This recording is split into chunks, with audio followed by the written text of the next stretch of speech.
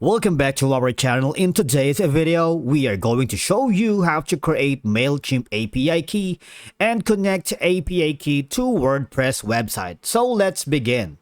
Now, the first thing we need to do is to make sure we have our accounts ready for both Mailchimp and WordPress.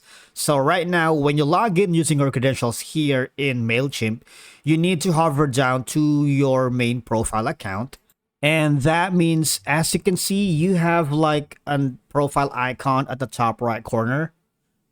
Now click on that and you need to go to account and billing. And once you've done that, you will be directed to this page right here where it says overview, settings, billings, domains, and extras. Now click on extras.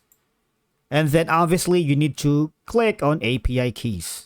Right now, if you have created API keys in the past, basically you'll see a list of API keys right here. But if you don't have, if it's your first time creating, don't worry, because all you're gonna do is click on create a key button here. Click on that. Now you need to remember, when generating API key name, it must be related to your WordPress website. Now we need to head over to our WordPress website. Okay, so now I'm here at my WordPress website. Say, for example, my website is named at Just Arrive. So basically, all you're gonna do is copy that name. So when you head over to your Mailchimp account to generate an API key name, so click on that. Now here's the API key. And all I'm gonna do, as you can see it, you won't be able to see or copy this API key again. It's a one-time generated series of characters and numbers. Save it somewhere secure or use it to connect your application right away. Again, if you lose this key, you'll need to generate and you can update any integration that uses it. Basically, Mailchimp and WordPress are very tight in terms of security. It avoids duplication and error, so they are avoiding any hacks. And once you have done that, all you're gonna do is copy to clipboard or click on done. Now click on copy to clipboard. Now after doing so, all you're gonna do is hover down to your WordPress dashboard, and you need to